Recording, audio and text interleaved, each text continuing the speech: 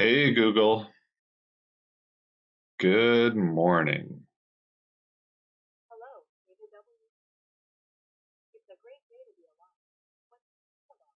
Don't forget to move your body and then you'll be ready to move and take a cold shower. Have an amazing day.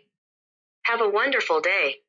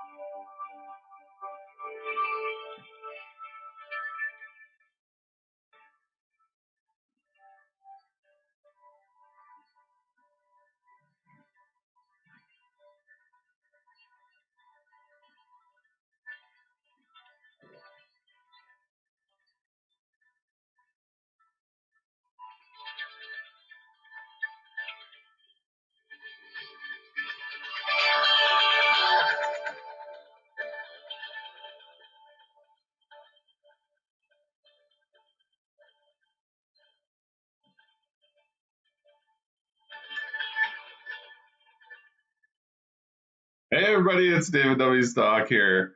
That is an amazing way to wake up, I gotta tell you. That's a hack for my morning routine. Um, I encourage you to give it a try. You've got Alexa or Google Home or whatever you have, it doesn't matter. I don't even have Google Home, I just have the Google Home app in my phone. So you don't even have to have the device. Um, so we've been covered a lot this week already, but this is where it really starts to get good. So, I mean, we started out with the three decisions that you make all day, every day, hundreds of times a day that direct the course of your life. What are you going to focus on? What does it mean? And what are you going to do about it? That's super important. Um,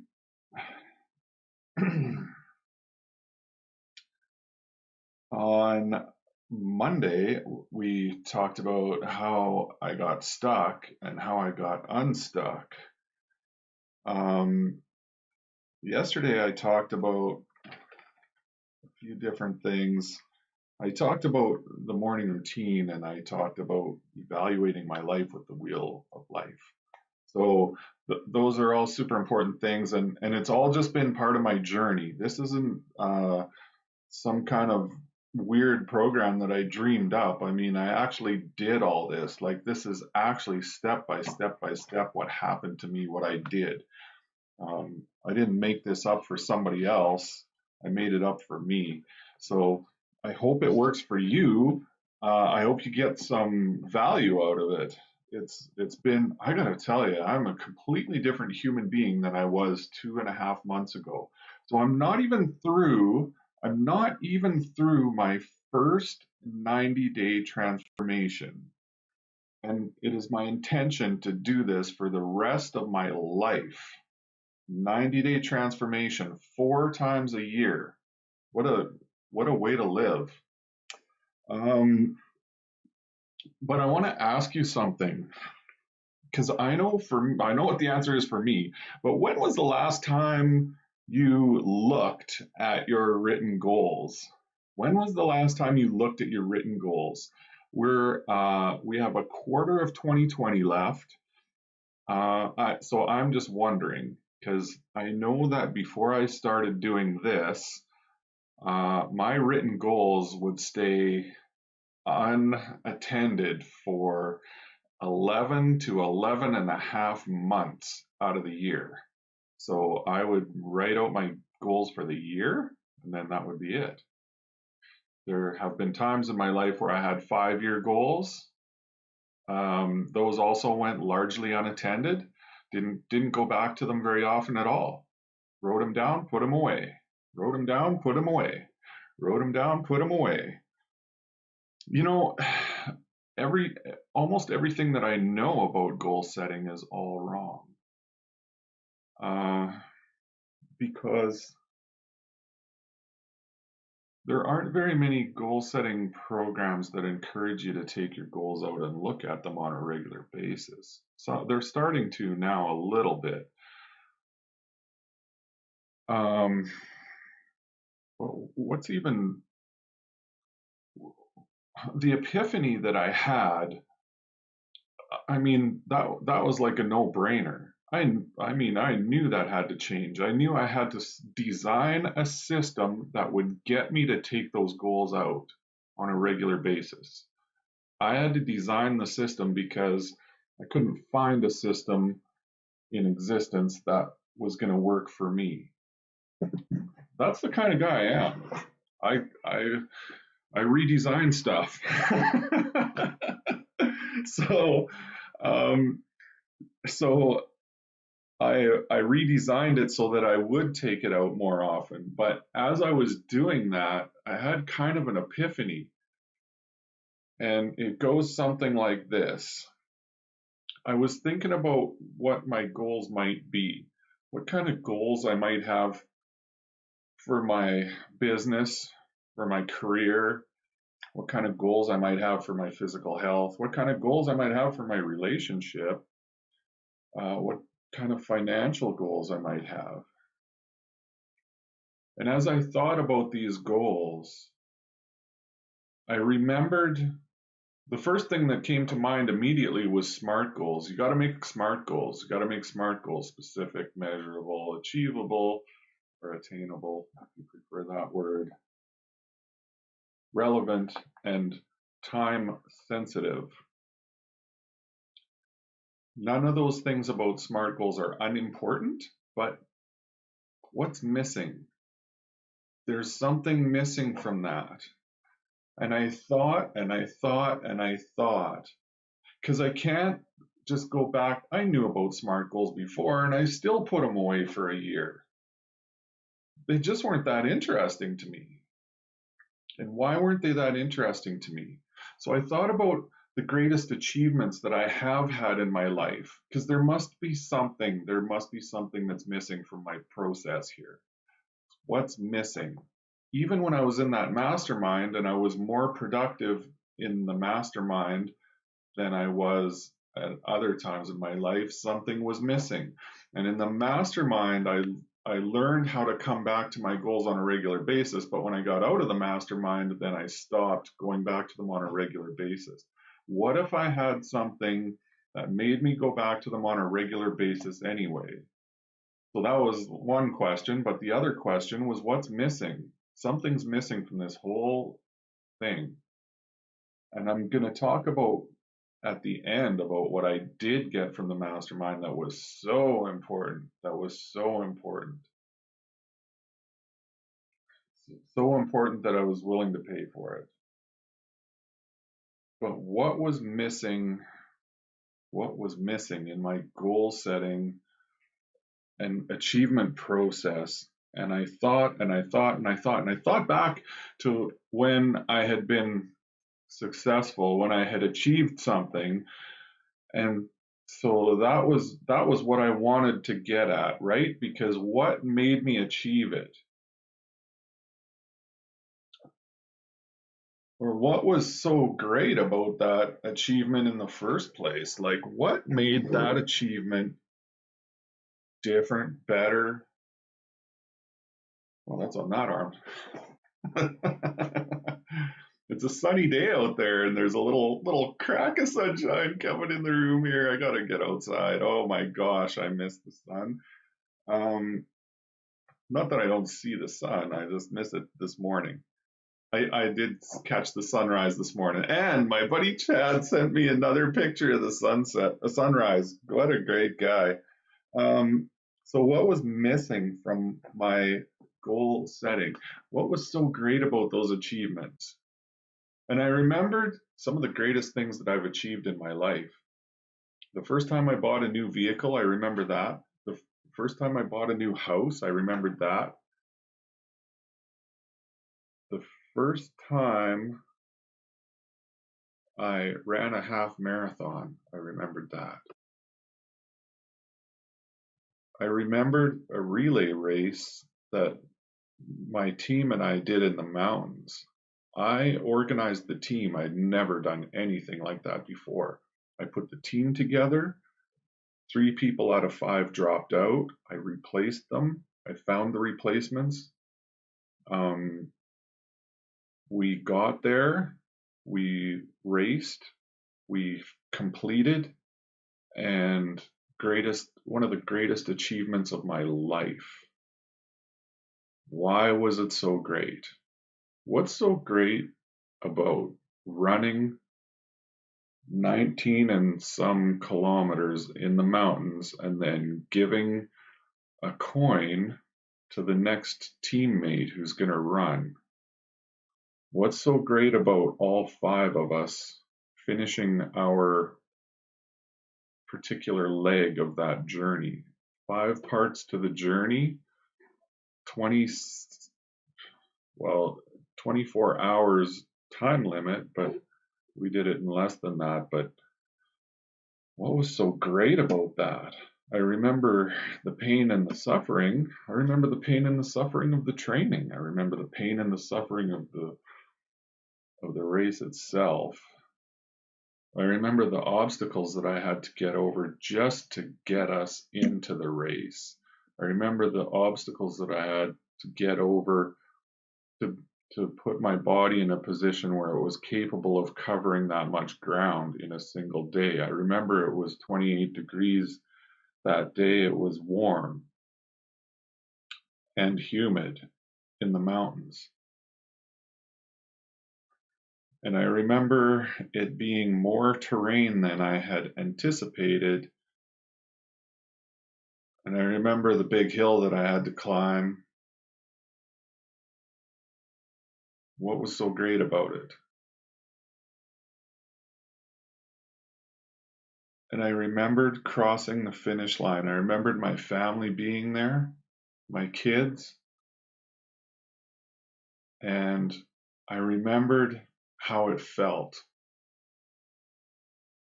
And I remembered my kids being so proud of me that I finished.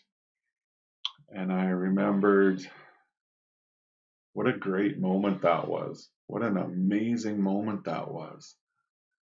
But as I was sitting there thinking about it, I thought it wasn't the 19 and a half kilometers. It wasn't even the mountains. The mountains are gorgeous, but it wasn't the mountains.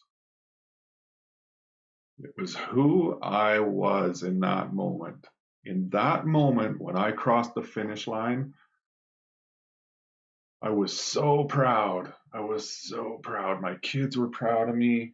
My team was proud of me. It was who I was in that moment. That's what it was all about. That's what it had been all about all along.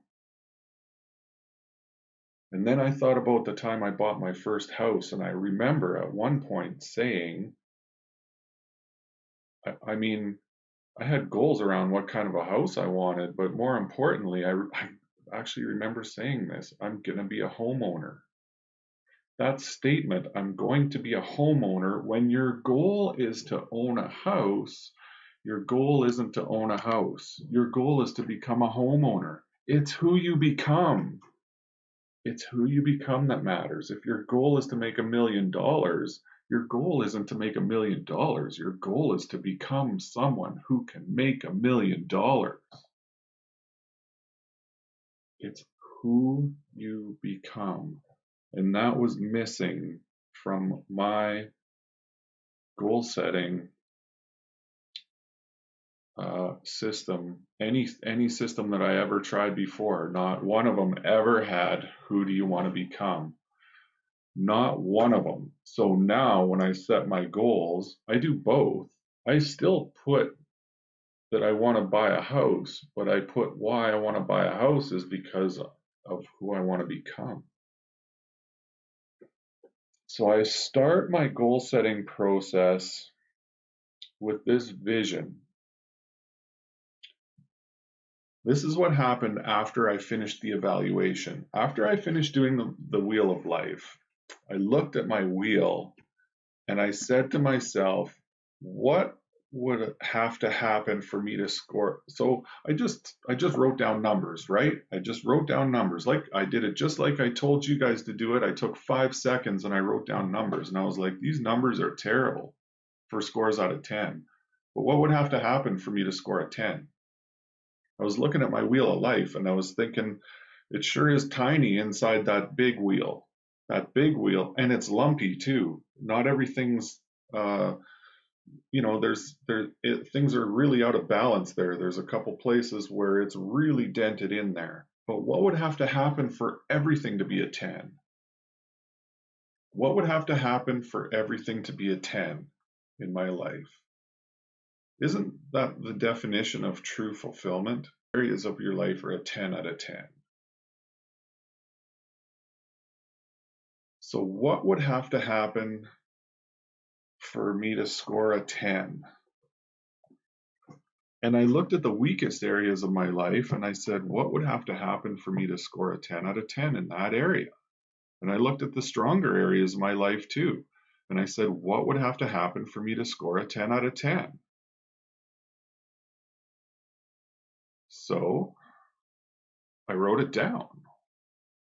And I wrote down in the area of psychology and emotions, I'm going to put it up here for you.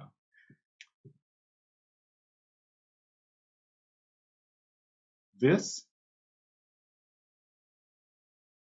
is my old one. This is the original. I've actually changed this, so bear with me for 1 minute. So I updated this sheet. I don't have time to go searching for the old one, the new one. So we're going to go with the old one. After I put my score down, I did a 7 out of 10 in psychology and emotions. I'm a pretty positive guy most of the time. But let's take a look at this. What would have to happen in order for you to score a 10 in this area? And I decided not to put a date on it, but to consider what would be the ideal me in this area of life. It doesn't have to be 5-year goals at this point. It doesn't have to be 1-year goals at this point. It has to be what I'm going for. This is my North Star. This is my North Star right here is who do I have to become? These are my ideals. It's not just who do I have to become, it's my goals too. But what would have to happen? What would I have achieved in order for me to say this area is a 10 out of 10 for me? How would that make me feel in that moment? Who would I be? If my 10 out of 10 for career and business is to earn $1 million a year, then I can write down I earned $1 million a year, down who I am, that I was able to earn $1 million that year. That really drives it home. So I wrote down for psychology and emotions, I wrote I'm driven and determined because I want to be driven and determined. That's the kind of individual that I want to be. When I set a goal, it is done. That's the kind of individual that I want to be. I'm confident in my ability to achieve anything. That's the kind of individual that I want to be. When I do a 90-day challenge, I go above and beyond my goals. I believe everything I need is inside me right now. I look forward to the challenges and I never turn away from a difficult task. I can solve any problem. Unforeseen events do not alter my goals or affect my ability to achieve them, and I usually find a way to use these events to my advantage. Think of the power that's in these statements. I have absolute control over my emotions. When something happens in my life, I can choose what emotions to meet the situation with. I always choose the most important, the most empowering emotions. Who do you have to become? So if you're going to choose just one area of your life right now, who do you have to become in that area of life? And if you do, as I did in the beginning, I chose all 7 areas. I did this in all 7 areas of my life. I don't think that's necessary for everyone. Some of you guys are doing amazing in some areas of your life. But when you look at that wheel of life and you see those dents in it like that, when you look at that chart the way it's drawn, with one line going through every area of your life, but you really start to see how everything's connected and how the areas that have the biggest dents in them are holding back everything else too. So I encourage you to take a look at those areas where you have the lowest scores and set some goals in those areas. It's not easy. Those are the areas that you're going to tend to avoid the most. I know I did, and I still do. It's not easy. I'm not saying it's easy. But before you set any big written goals that you're going to file away in the filing cabinet and leave there for a year, at the very least, think about this. Who do I have to become? Who do I have to become?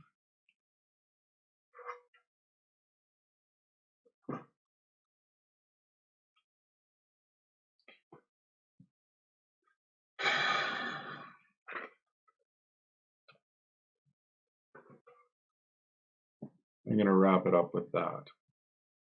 When I come back this afternoon or tomorrow, I'm going to come back this afternoon and hit that one more time, expand on it a little better. I hate to tell you guys this, but I'm still learning how to do this. So I hope I'm giving you as much value as I can possibly give you. That's all I'm hoping for. If you guys are, so today's challenge, should get to that. Today's challenge is, listen, I want to hear what your goals are, what your ideals are, but I want to hear who you have to become, who you want to become. Oh, Anya's here. Anya, I'm sorry. I'm doing this through Zoom and then through OBS and then through Restream. So I'm not totally. Anya, Jackie's. Oh, that's, sorry, wrong post. Well, I'm not even looking at it, so I have no idea who's watching. I'm just doing it through Zoom here, and sorry about that, guys. I'm just learning the technology here. I sure hope this is coming through, because if it isn't, oh yeah, YouTube's saying no. But who do you have to become? So my challenge for today is, if you can make a post in the group and talk about what your 10 out of 10 is. What's a 10 out of 10 for you, and what does it mean? Who do you have to become to achieve that? That's what I want to know. That's who I want you to get connected to. Who do you have to become? What's your 10 out of 10 in psychology and emotions? What's your 10 out of 10 in business and career? What is your 10 out of 10 in business and career? Do you have to, like, I don't know, get promoted in your career, or do you have to take your business to a certain level? Do you have to have a certain amount of revenue? Don't forget, business and career is about your calling and your mission too. So don't forget that. What has to happen in your calling and your mission for you to score that area of life a 10 out of 10? What about your physical health? What would be a 10 out of 10 in your physical health? And I want you to post in the group what your 10 out of 10 is and what it means. Who do you have to become? Who do you have to become? That's what I really want to know. So post it in the group, and I'm going to come